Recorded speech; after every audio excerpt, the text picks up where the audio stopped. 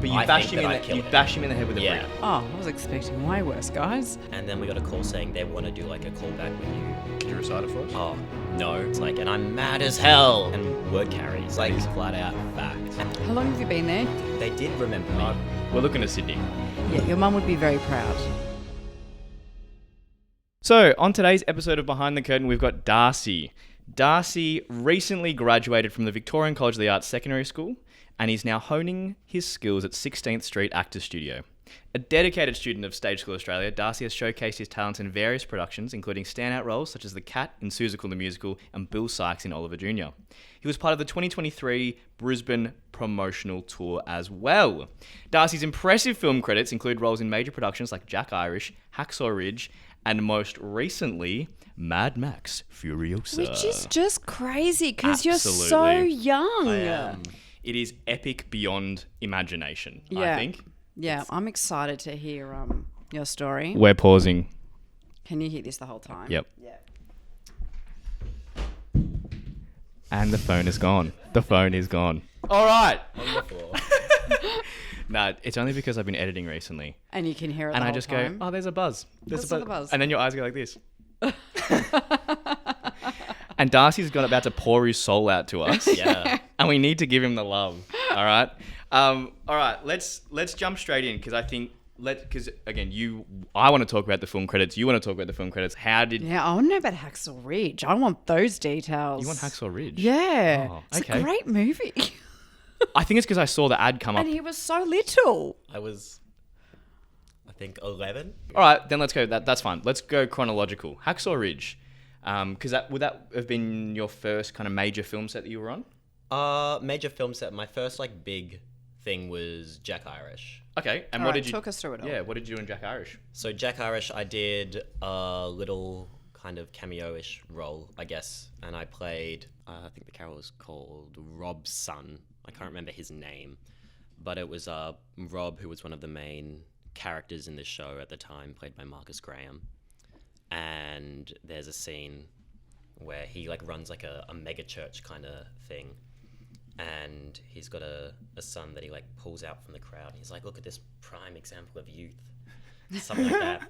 And then cut to like 2 or 3 scenes later, where at our house, and I walk in on my dad lying on the floor in a pool of blood, and Jack, the main guy, Guy Pearce, standing pretty much on top of him with a pistol. Of course, Jack Irish is played by Guy Pearce. Yeah, mate, it's crazy. working with kind of Australian Yeah, royalty. That's epic. Um, At that age, did you clock the fact that it was Guy Pearce? I think I can't be too sure, but I'm pretty sure I'd seen Iron Man 3 or 2, Yeah. in which he plays the villain, and he's got like Of course. the fire, and I knew him from that. And funnily enough, I'm going to talk about my mum a lot. Good. Shout out that. to our mums. Love my mum. She is my mummager. She is the definition of a mummager. She used to work for the ABC, and one of the last things that she did when she was working there was on, I think, the season before of Jack Irish. Yep. And this was my first ever time on any kind of set, and she had worked on sets for years. So is that how you got into it? Because I was about to ask you, you obviously started very young in a professional space. So did she have you with an agent? What was... I was with TCA. Okay, amazing. Shout out. Shout out TCA. I was doing YABC, I think 2014 I started as well. I'm not too sure. And they sent out like the email saying, come audition for TCA. Did that. And then I got an audition for Jack Irish. And then I got the job. And I was like, whoa, this is pretty cool.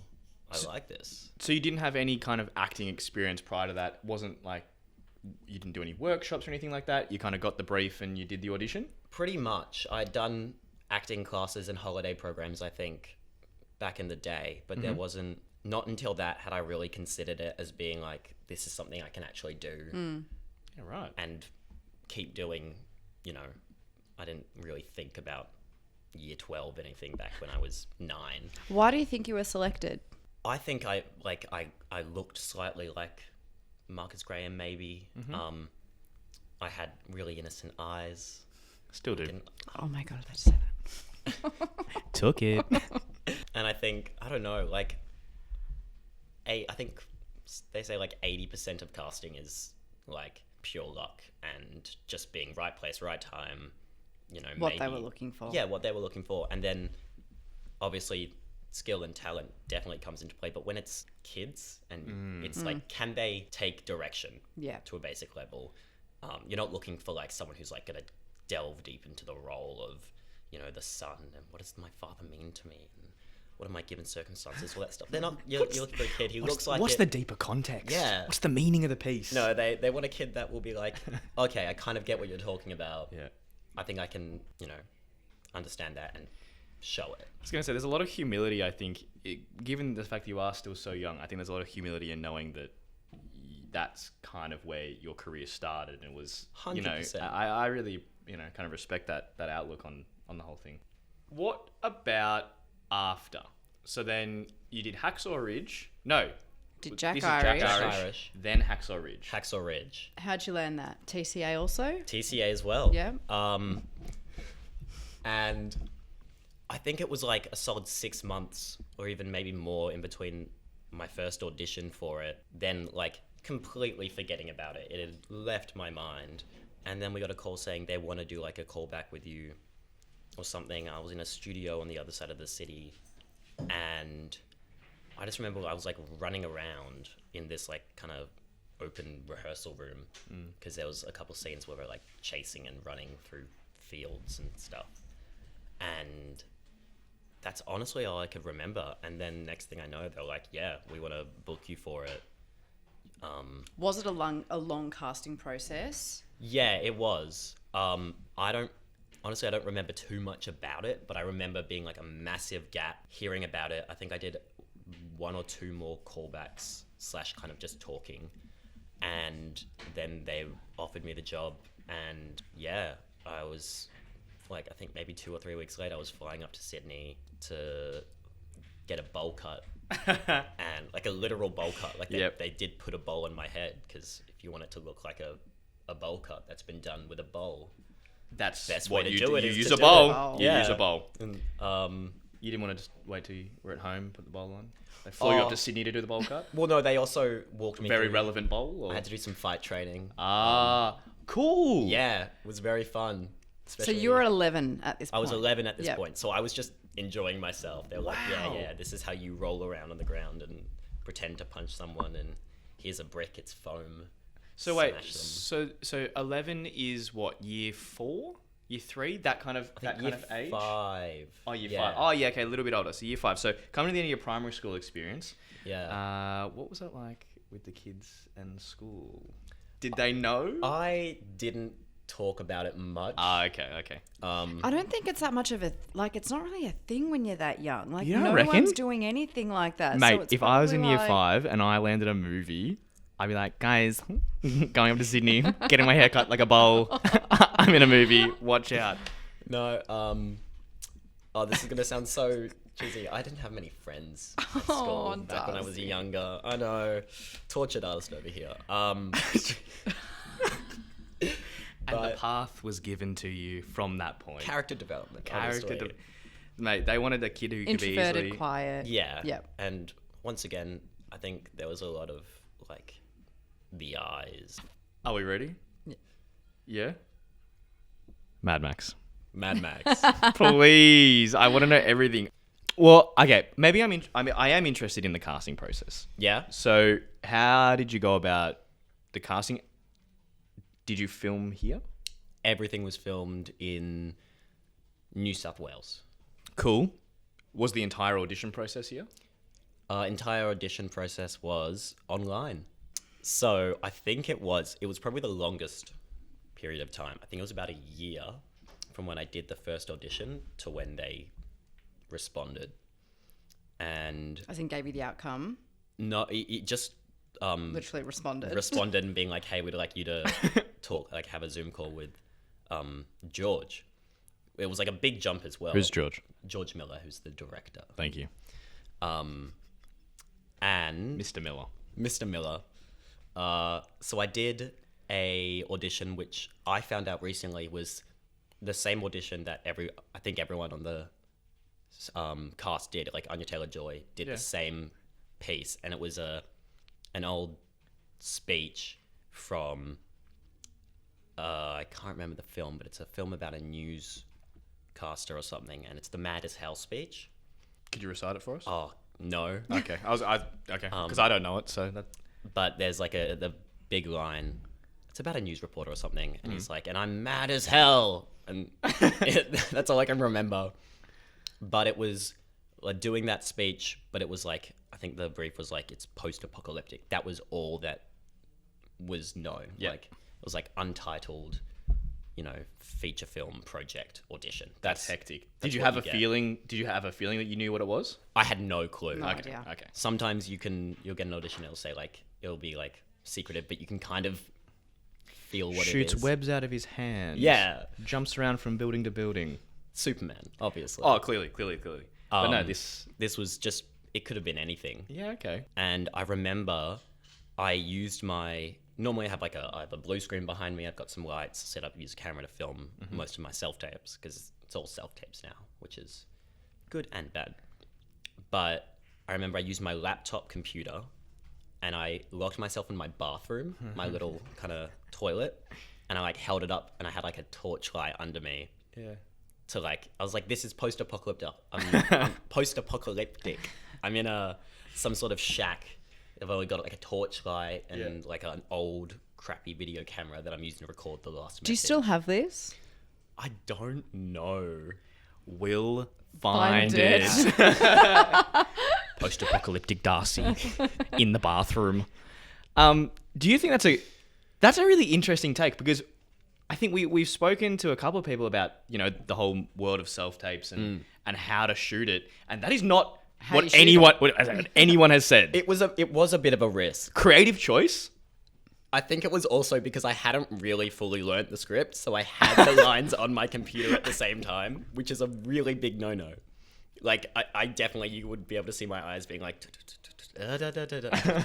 mad as hell, like something like that. You really love that line. It's a great line. Okay, great. Mad as hell. I've heard a couple of stories about, like, sometimes it pays off really well. Like, I think like Tom Holland, when he was auditioning for Spider-Man, he like backflipped into his audition because he could do that, and he knows that the characters The creative choices. doing stuff. Yeah, and it doesn't have to be that big. Like, you're doing a self-tape where, I don't know, you're coming in from something and you're puffed out. Like, just running into the scene instead of starting in the frame. Something like that can switch it up Interesting. just a little bit. So you took the risk. You're in your bathroom. You're with your laptop. You don't really know the lines. You Yeah. send your audition off. Then what?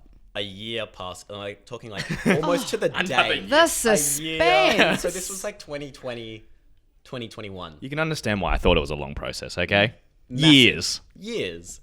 And I get an email from my agent, and they're like, George Miller wants to do a Zoom call with you. George. Mr. Miller. Mr. Miller would like to talk to you. And I'm like, for that thing you auditioned for? I'm like, what thing? Like, So were you like, I haven't got this out of my mind? it was. Yeah. I forgot that I'd even. The bathroom risk did not work. I was like, I never shot doing my that shot. again. I shot my shot. It fell. Yeah. And then entire like 365 days later, almost to the day, I think. Wow. It was pretty close. They were like, yeah, he wants to talk to you. He wants to do a Zoom call, like the next day or something, or even that day maybe. Yeah. And we're doing it. When he's talking. He's like, yeah, so we're doing another Mad Max film, and it's going to be the prequel to Furiosa, Charlize Theron's character in it. Mm-hmm. And I'd like you to play redacted name. He tells me the name, and I like my first reaction is like, oh, sorry, just say that one more time for me, please. Like, You're like, I'm a natural. and he starts describing the character, and like, he's trying to like sell it to me, Interesting. and I'm just like, yes, I'm there. yes, I'm in. Say. Like, Do you want me to buy the plane ticket? I'm there. it's fine. And then he goes, oh yeah, and you'll have to shave your head. And I'm like, yeah, okay. At the time I had a lot of hair, and from then on it was pretty, like, I think maybe a month or two later I was flying up to Sydney and getting pretty much straight into it. I think we So you waited the year, and then it was like almost it all happened. snapped straight into it.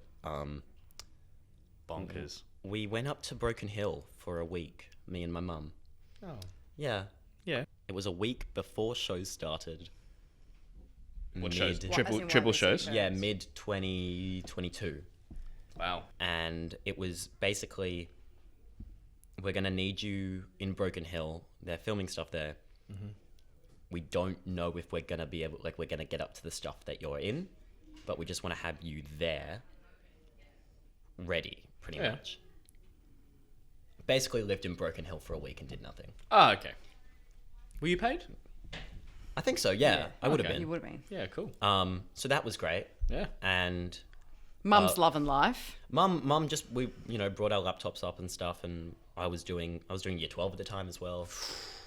Yeah. Hectic. And Mum was working as well, so we were just like working from home-ish, working from Broken Hill. Yeah. Walking, I think it was like almost like a 3 or 4K walk to the nearest supermarket, because So it's like you're out. country Yeah, you're Australia. out. Yeah.